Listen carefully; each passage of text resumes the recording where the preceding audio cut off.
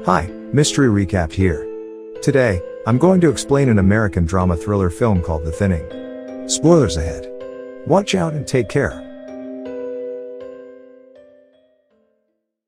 It is 2039, and the Earth has become overpopulated. The human race is on the verge of dying. The United Nations declares that all nations must annually cut their populations by 5%. Following those orders, the United States implements a rule called the thinning. In the thinning, the students must attend a standardized test every year.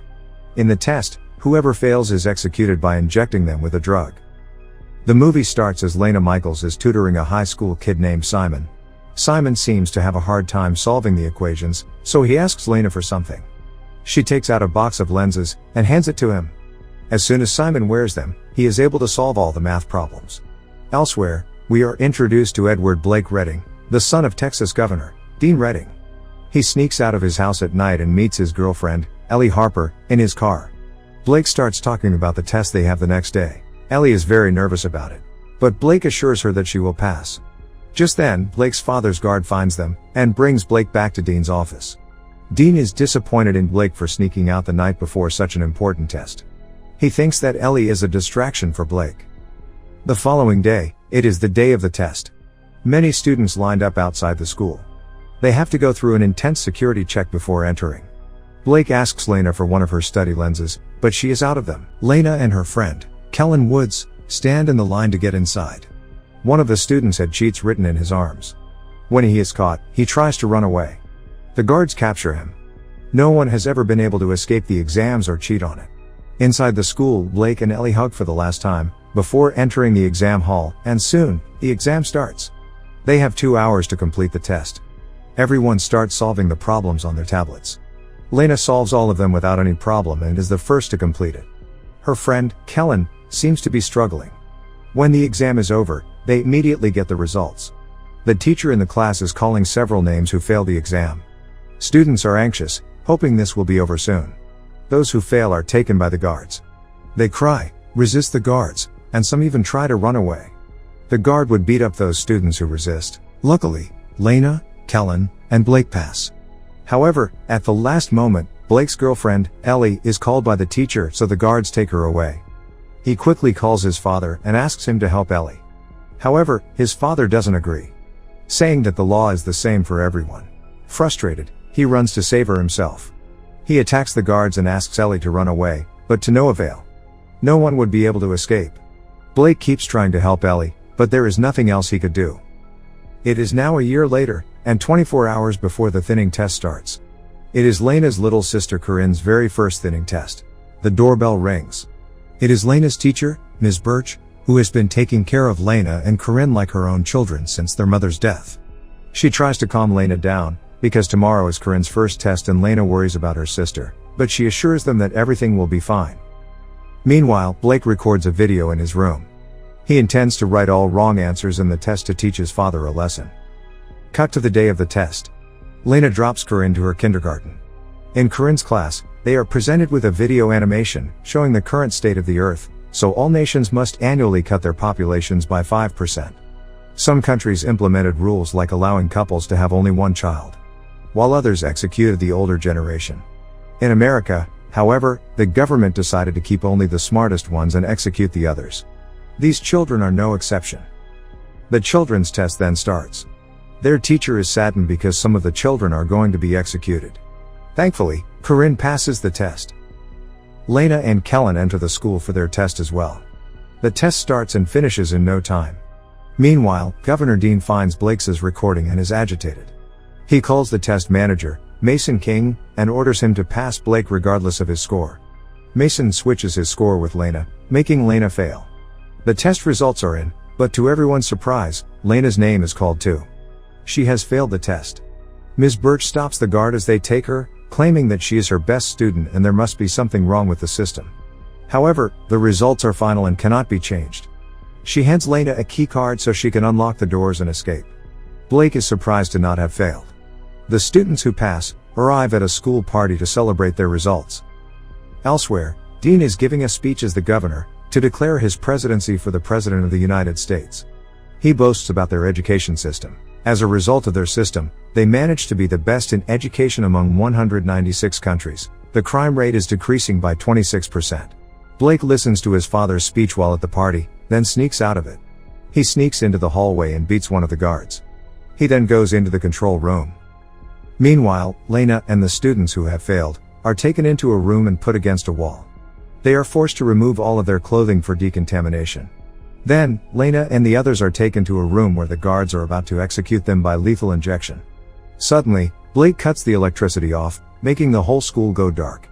Taking this chance, the students who are about to be executed free themselves and try to run away. But none of them succeeds, except for Lena. She uses the keycard her teacher had given her, and gets out of the room. Soon after, Mason comes to the room and asks for a head count. They find out that Lena is missing, and start looking for her. Blake finds Lena and helps her fighting one of the guards.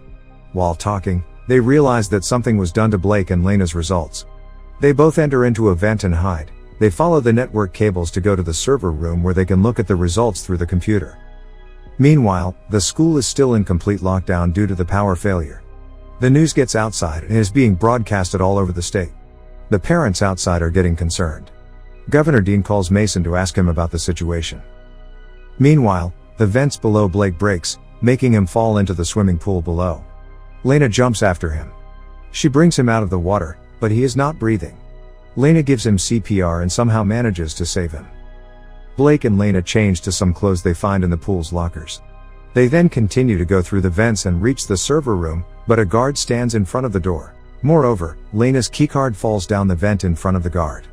He doesn't notice the card, but now she has to get it back somehow.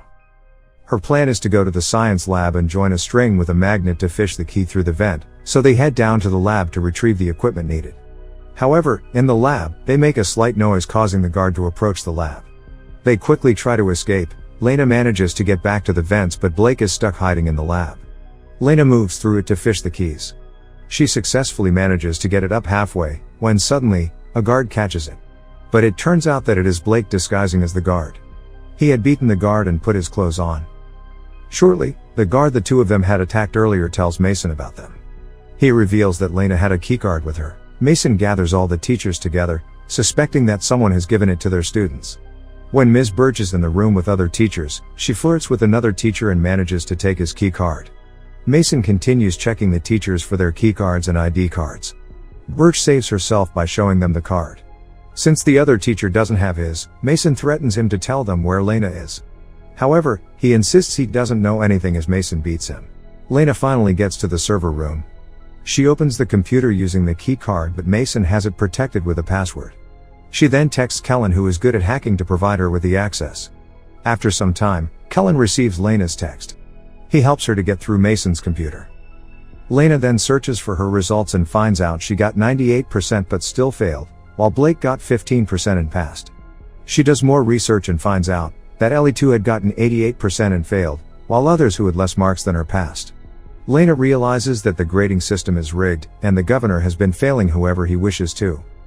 Lena sends a file with the rigged grades to Kellen. But soon, the power is back on, and Mason sees that she is in the server room. Lena realizes this and runs out. However, Mason catches her almost immediately. Blake, on the other hand, is still in disguise. He is with the students who have failed. He orders the guard to take them to the recreational hall with the other students. But the guard refuses, so they get into a fight. The guards restrain him and find out his identity. Just then, Kellen receives Lena's message and is surprised to see the rigged results. Kellen is friends with a news anchor, so he quickly emails it to the news channel. The reports broadcast the news showing the receipts of the altercation and the results. After the photos are leaked, the governor is called by his party head, who threatens to take his presidential candidacy back. Unwilling to let that happen, Dean Redding throws all the accusations at Mason, and pretends that he is innocent. He tries to prove this, so he has no choice but to execute all of those who actually failed, including his own son, Blake. At the school, Mason and the guards take Lena to the thinning room to execute her and the others. Blake is there too. Mason calls Dean to ask him if they should proceed to execute the students. But Dean tells him to stop. He wants the students who have actually failed to be executed, including his own son. The guards free Lena and other students who have actually passed the test. Lena kisses Blake, but the guards take him and the rest who have failed. They execute them by injecting them with a drug. As the lockdown ends, Lena is reunited with her younger sister, Corinne, and Miss Birch. Cut to a few hours later, we see the bodies of the executed students being taken underground in an elevator. The students start to move, revealing that the drug they were injected to be a sleeping drug. They stop when they reach a factory-like place. It is filled with goods being produced by the tech company Ashuru Global. Many people work in the factory. Just then, Blake is surprised to notice that one of them is actually Ellie, his girlfriend. This indicates that the students who are supposed to be executed are actually brought underground to work as slaves for a multi-million company. This was all planned by the government as a strategy to get free labor. Subscribe for more videos like this, turn on notifications, and leave a like to help the channel out. Thank you for watching.